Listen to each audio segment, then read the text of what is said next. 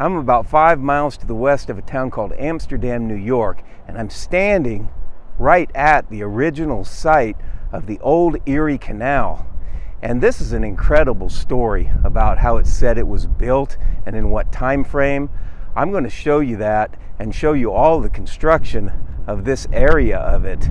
I'm standing at a location in front of a really big river, and this is called the Schoharie Crossing, and it's a place where the canal would actually cross the river.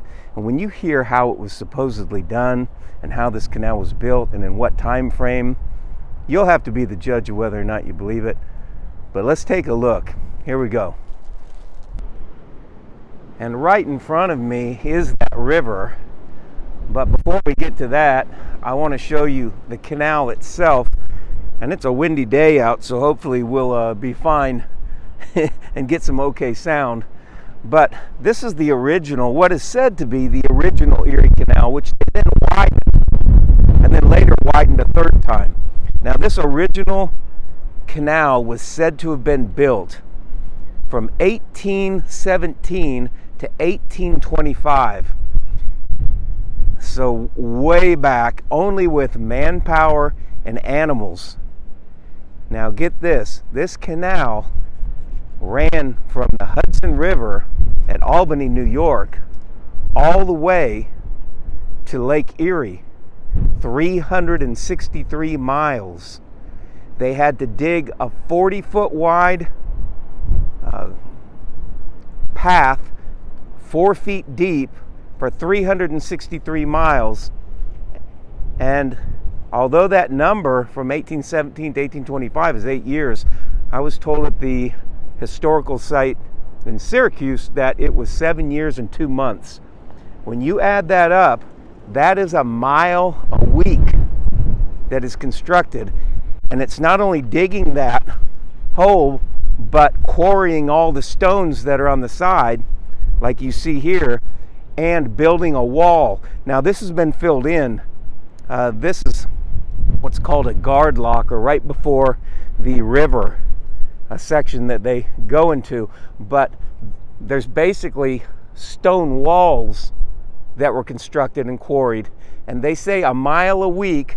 That would be a mile a week without any regard for weather at all, across 363 miles in New York, having to get down the cliffs, basically what you see at the Niagara Falls, go through mountains, cliffs, build aqueducts, and we're going to see an aqueduct here shortly right on that river.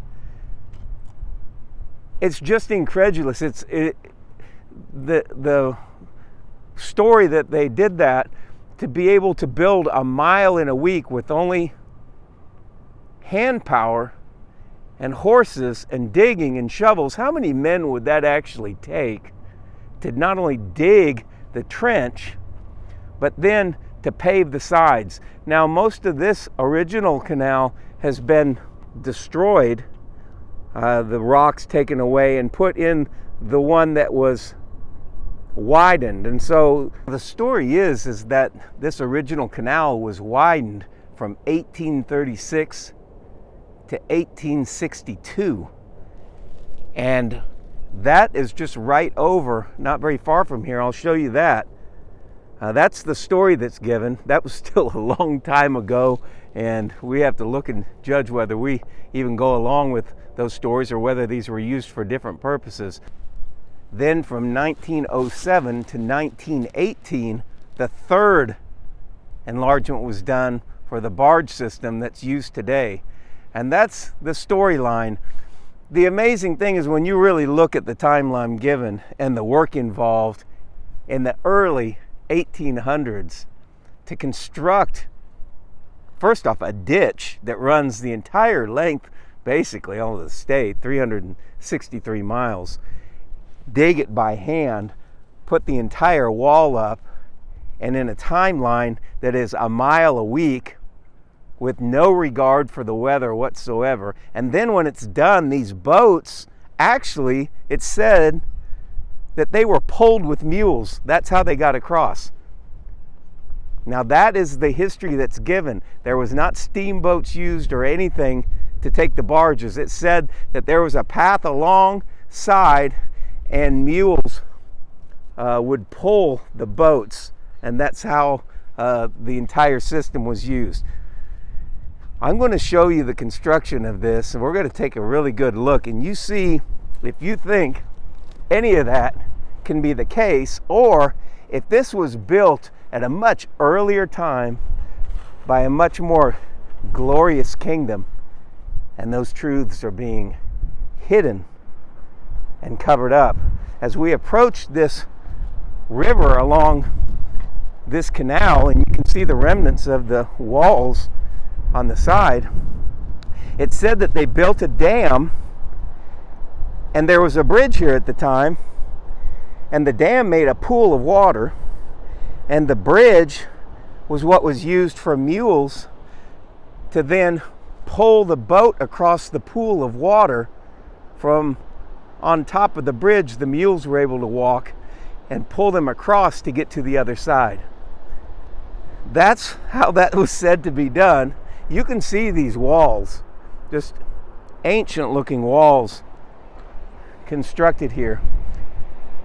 Now there's some that would say or think that this could possibly have been a power system in which the water canals in some way transmitted power. There's a lot of times that star forts and other things like that will be along these strategic waterways, and there's always that possibility to take into consideration. But if you notice down the street where the canal was widened, there's still an aqueduct, and we're going to look at that. It's a major bridge construction, said to have been made in the early 1800s, early to mid 1800s, and it's of course been destroyed. They say fallen apart, but parts of it have been removed by the Army Corps of Engineers and so on and so forth, as far as that goes. But when you look at the construction of it, and these walls, these massive walls, if you see the stone that I'm standing upon, and all these stones along here, it's just a massive construction done, it's said, in the 1800s. You can see this wall, and right there, all done in the 1800s with just mules, horses, and men, supposedly.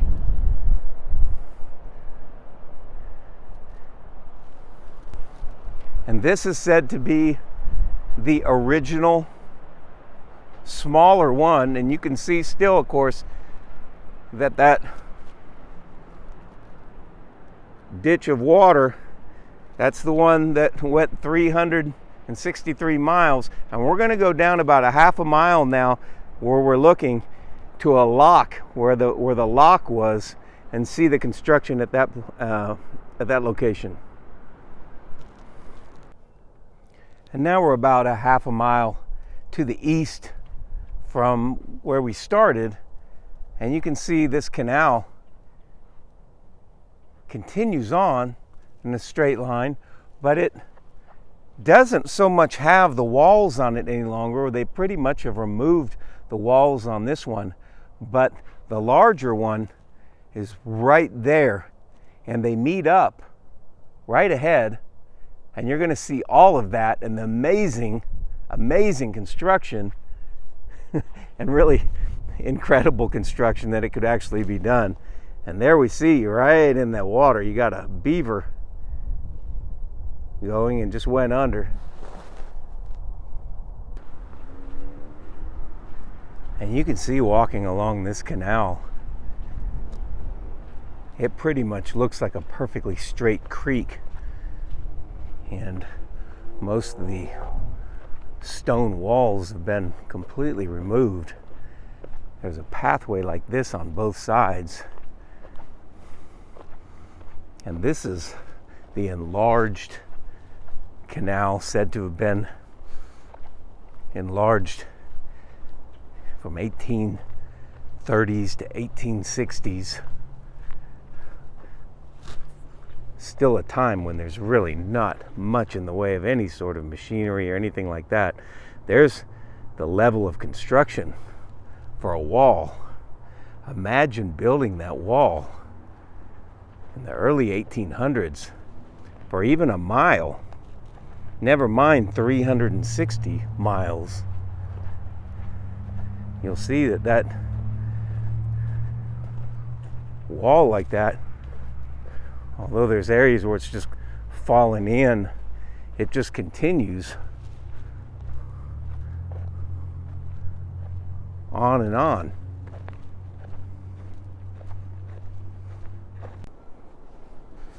And although this is the widened section that was done from 1830s to 1860, supposedly, even if it were done today, imagine the amount of work that it would take to build these berms on both sides, because this is built up, and you'd have dump trucks and bulldozers now. This would have been done with horse wagons. Cart one wagon of dirt. We're standing on a mountain of dirt that just runs continually on both sides. And then in a wagon to bring in every stone that you see there. Let's take a look at that wall.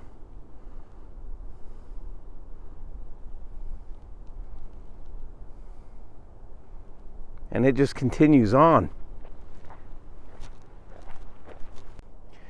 And right behind me is where the old Erie Canal, the smaller one, meets with what they say was widened later on to the larger one over here. And we're going to see both of those and the lock that the boats went through. And as we're walking along here, this canal is said to have been the original canal that wasn't very wide, 40 feet wide by 4 feet deep. And then they're said to have widened it. Now, all the stones have been removed from this one in most of the locations. It's hard to find the stones, but they still exist on this massive one. You can see the wall to the other side that just continues to go all the way down, and I'm actually standing on one of those walls that just continues. And we'll get up a little bit further where you can see just the massive scale of this. And you can see stone, concrete. You got to remember, this is 1830s, 1840s. Such a massive scale. We're going to step across to the center. And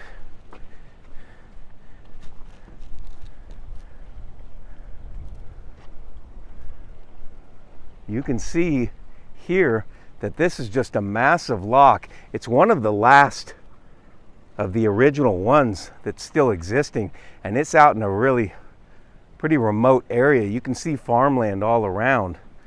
But look at the size of the stones. They're just massive stones. And a massive lock where the boats were raised before they crossed the river on a massive aqueduct that you're also going to see. And you can see on both sides of this massive canal that's dug out, completely said to have been dug by hand for 363 miles from the 1830s, 1832 to 1860s, when it was deemed that the other one wasn't wide enough any longer. And then they would have said that there would be steam power in this one, whereas they said mules pulled in the other one. Look at the size of the stones. What would it take to quarry these stones and then bring the stones in a wagon? Those stones are so massive, like the one we're standing on. That stone is about 4 feet by 4 feet, and we're about a foot. That stone's probably 10,000 pounds. Anywhere from 5 to 10,000 pounds, depending. Again, I've said often, but a cubic meter of stone like that is about 5 to 6,000 pounds, and these are huge.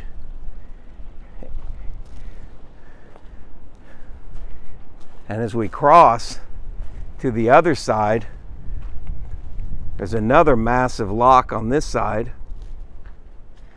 And this is just one spot. This isn't about going through the mountains, going through the hills, having to use black powder because dynamite didn't exist, all these type of things.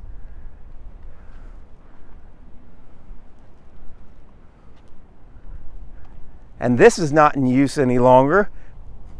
They've widened it into the modern one that uses rivers now. But the notion that that one over there had only mules pulling a barge for 363 miles, you wouldn't be able to have any trees or anything on the edge, anything to cause that rope to catch on anything.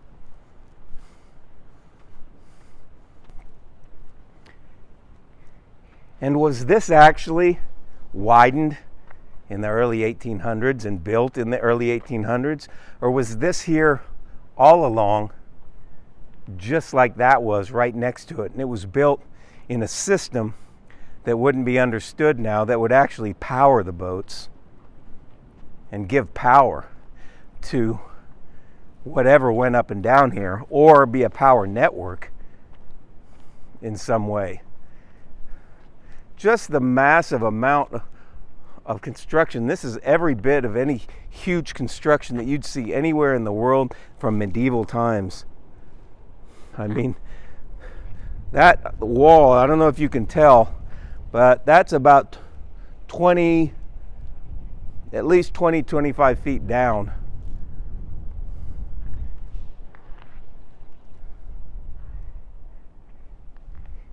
And where this looks like a dam, you have to remember that this just keeps going and going and going all the way from the Hudson River in Albany to Lake Erie, 363 miles, with the walls constructed like that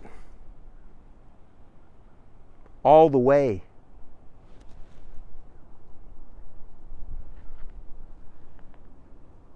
And on this side. Now, just giving any credence to the other canal being one that just wasn't wide enough and used, rather than being used for power or something of that sort, we're going to go take a look at that also and see the age of the stone and see the level of construction on that. You can see here is steps that go down.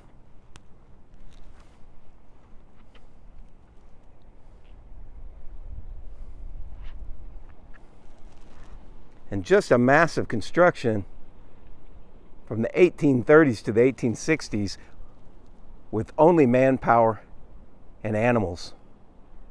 Could that be, or was this a construction done in what's called the millennial kingdom of Jesus Christ, which was prophesied that he would set up 1,000-year kingdom on this earth?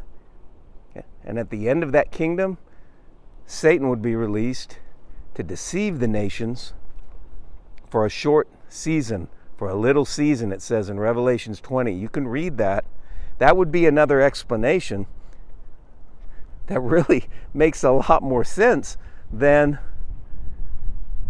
the explanation that we're given of a 363-mile construction originally being made in 7 years, a mile a week, with no regard to the weather here at New York, and with no machinery whatsoever other than horse, wagon, and shovels. That sounds like a cover-up. That sounds like that could not be true, and something else would have had to happen for sure. And I'm proposing that that's something else would be that the world is actually biblical and the Bible is true. And if the Bible is true, that period of time has to happen at some point. And then the period when everyone is deceived has to happen at some point. Could that point have already happened, in which the 1,000-year kingdom was set up, and that's what constructed all these glorious constructions? And now we're at the point in which the deception is happening. At some point that will happen. Is that now? Post your comments down below, and also any other theory that you might have to how this could ever even be possible, given that storyline, and then saying that this one over here was the first one, and it too was 363 miles, and mules operated the boats, or pulled the boats. It was done all by mule power.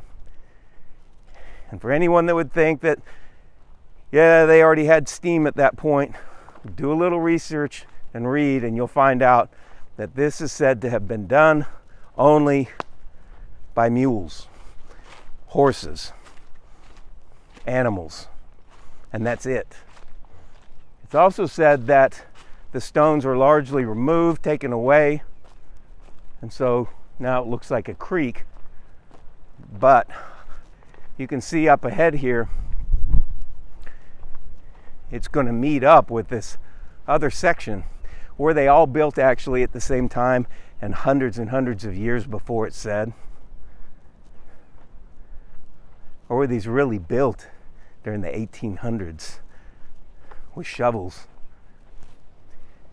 and manpower, financed by who knows who?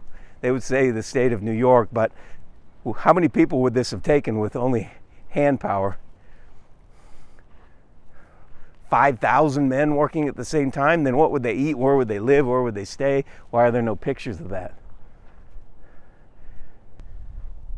Now, you can see in this picture that they're showing how the horses pulled a boat, and it says that there was 565 feet of difference between Hudson River and Lake Erie, so there were 83 lift locks, 90 feet long by 15 feet wide on the first Erie Canal, and each lock provided a set of lift from 6 to 12 feet, and you can see a picture of that, and that's what this was.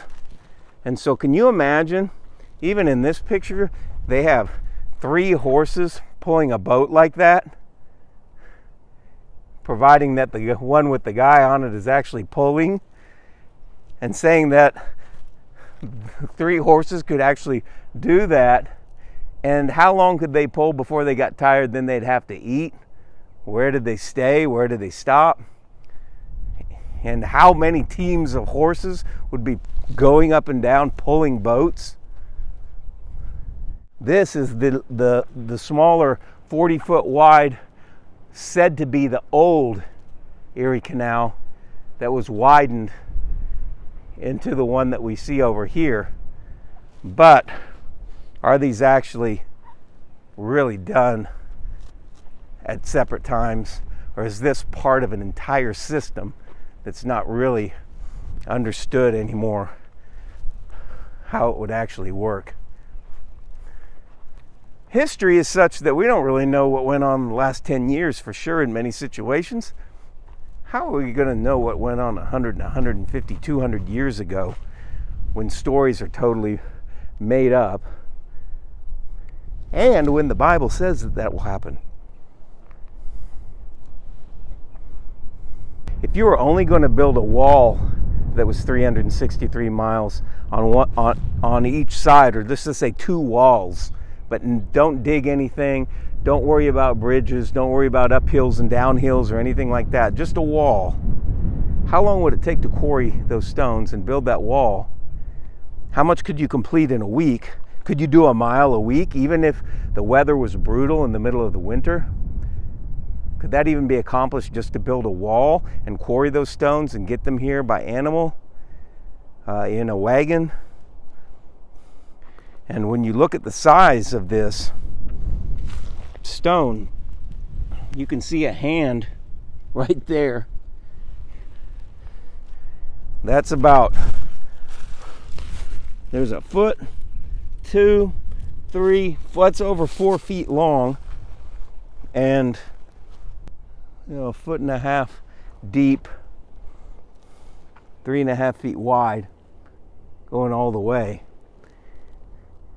And there's one lock on each side. How long would this take to do this?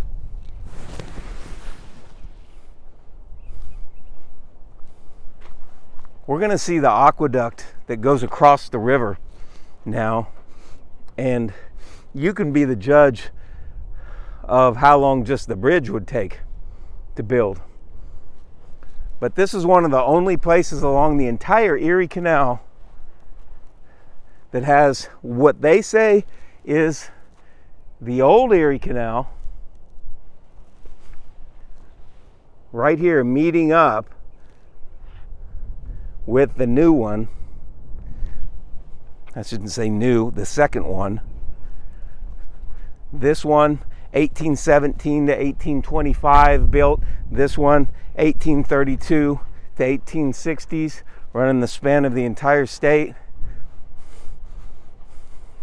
If that story is not true, then we have to look at what could have been true and what is true. And even the fact that they have this entire canal made like this, I've got to think that they had a method of powering those boats that wasn't pulling them with a mule along 363 miles when they were able to actually construct that.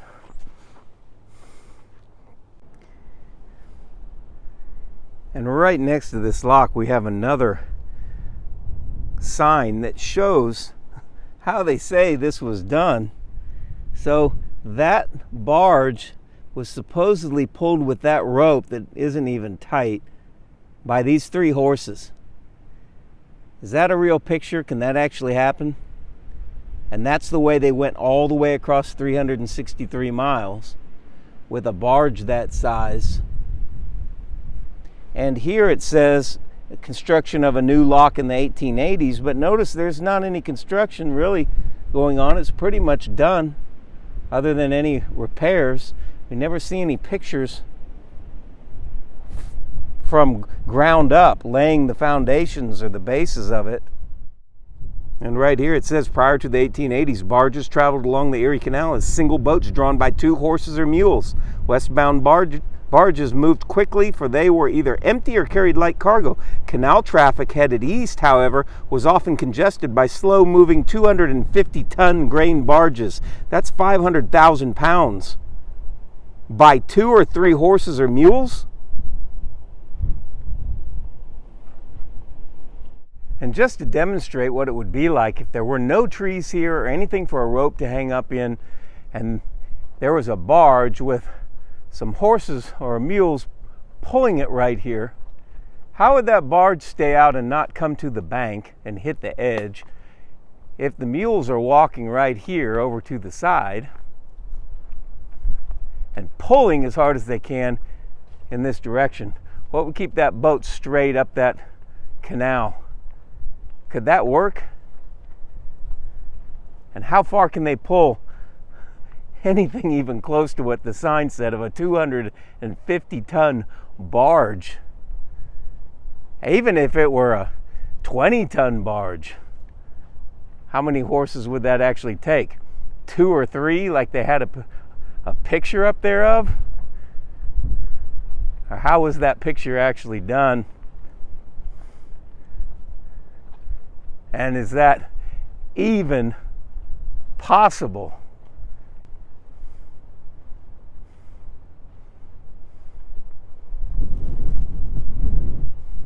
Got to remember, we're way out in the middle of the country, as most of this canal is, because It's obviously been constructed. It obviously was used for something. But just who did the constructing? When you see the aqueduct,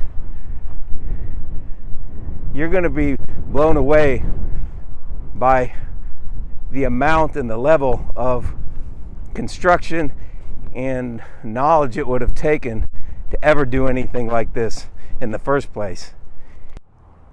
And now to the west of the lock, you can see that the road now goes right through that canal, but this is the canal as it was filled in that we're walking on top of right now. And right ahead is the edge of the river. And as we approach the river, you can see the stones from the wall on the side.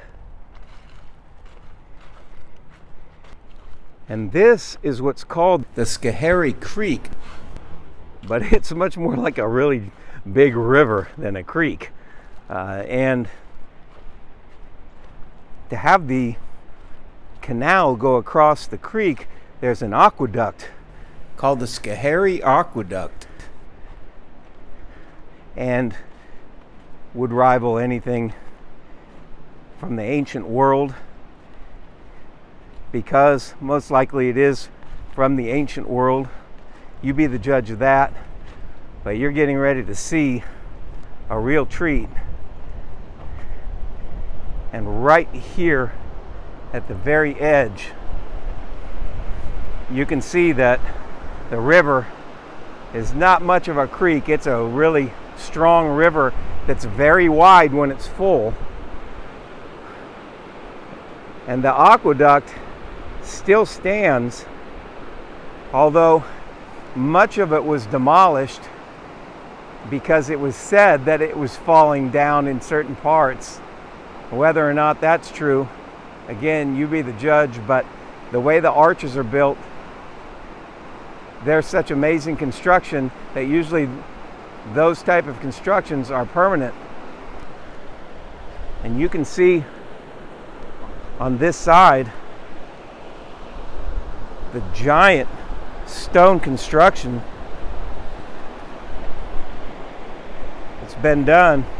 We're about 50 feet high over the river,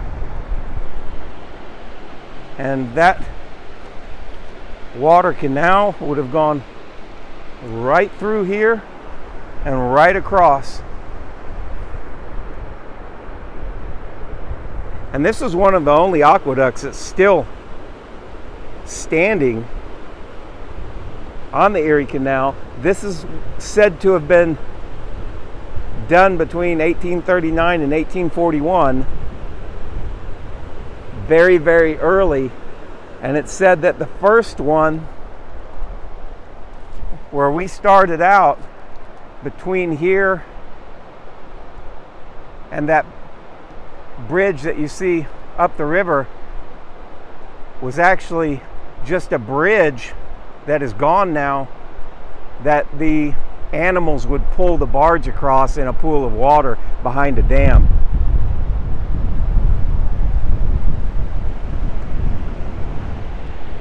We're going to go across and see that from the other side, walk up and see everything close up. But I wanted to let you see from this side. So here I am now across the river, and where we were standing was up by that yellow house right to the right of it, looking across where the smaller canal was. And this is the one that was bigger, and we stood across the river there on that one. And you can see this is called the Schoharie Aqueduct, said to have been built 1839 to 1841. No small construction, incredible at that time.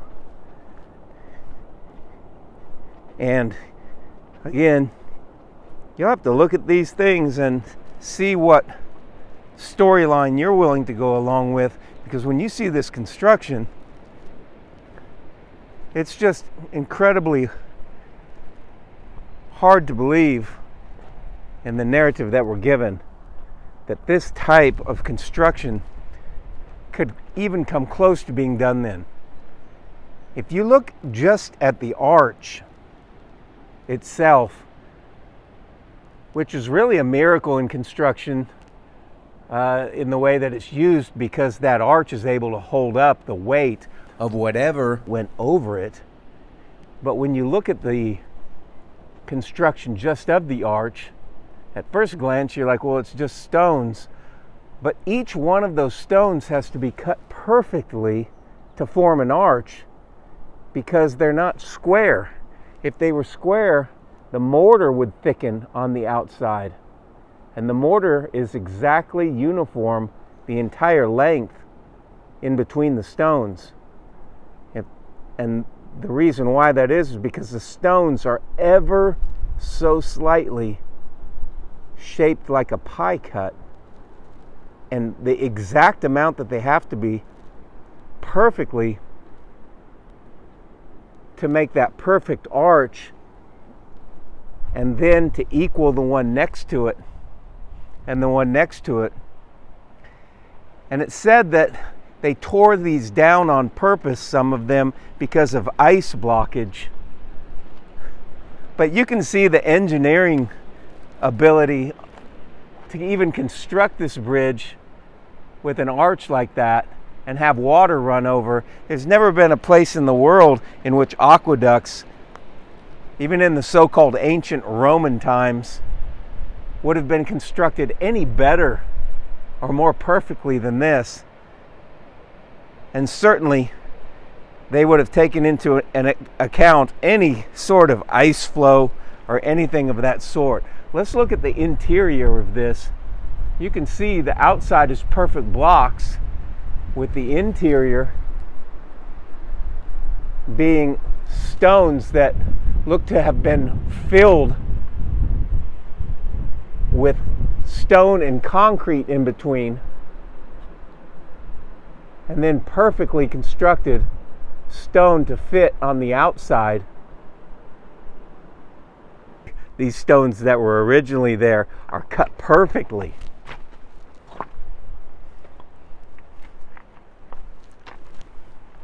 Just perfect square stones, and just massive. And you can see that this aqueduct went through, and we'll go on top in a bit on that side, but the water was right here. This is where the water was. It's been entirely removed, right here in the middle. And you can see the arch still there.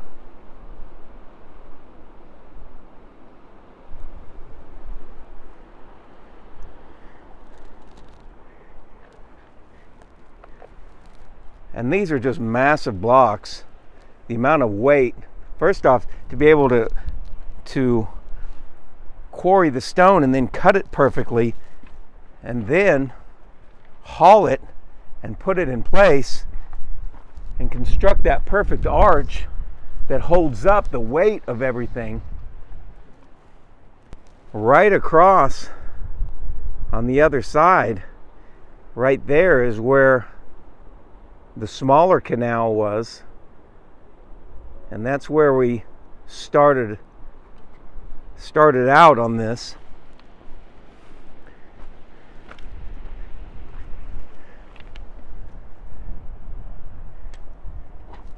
And you can see this just continued on all the way down. Here we have iron put into the block, an iron piece there. And the water would have flown right down and then across that arch. And you can see that arch has had concrete put in.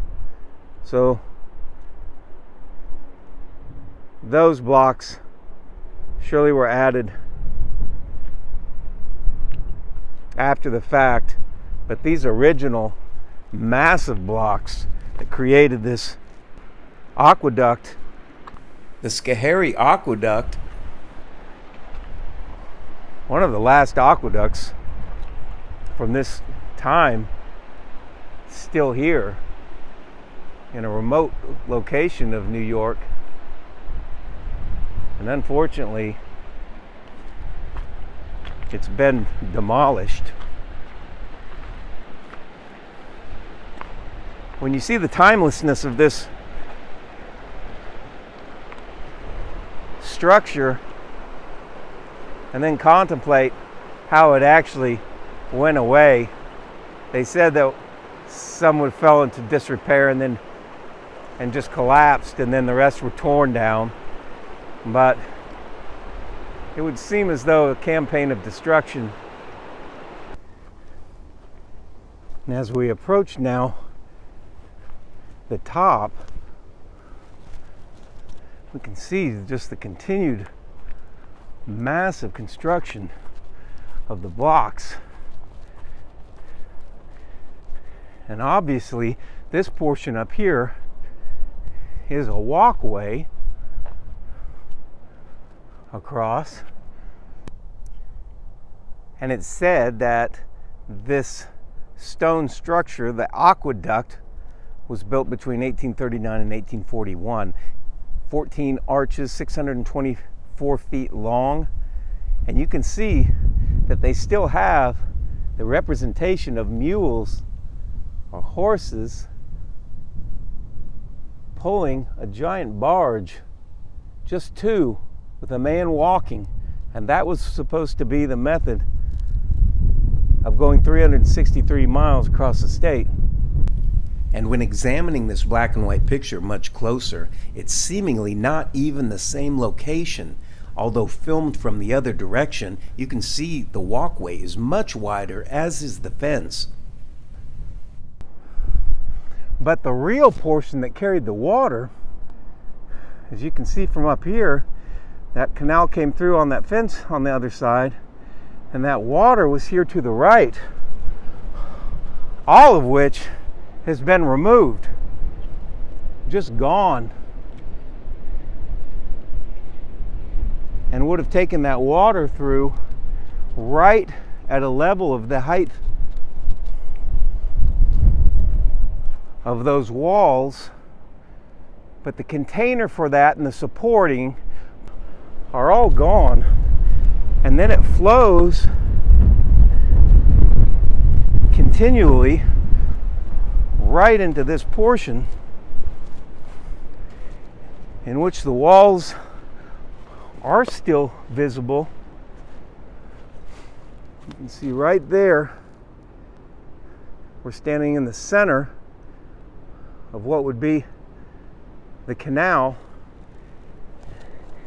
and then the canal continues onward with a wall on this side looking to be made completely of aggregate rather than blocks, complete aggregate and concrete right down the wall, of which these berms on the right and the left had to be built up. And all the dirt would have had to been put there from somewhere, but there are really no holes around. Imagine how many wagon loads of land that would have taken to build this canal, even to the portion that we're standing on, which has been largely filled in because it's not as low as the aqueduct, but at least this portion is about 9 feet, 8-9 feet deep, and further on that side.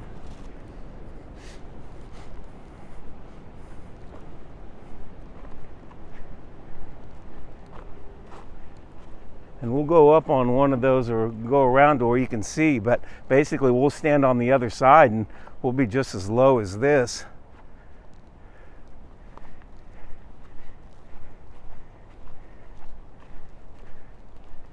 And you can see this just continued on. And down a little further from where that aqueduct comes across, right here, there's a road, and it continues then across the road through thickets. But you can see very clearly here the berm that has been built up on the right.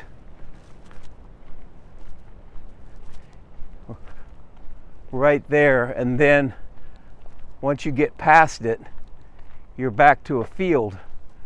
It's about 9 feet tall.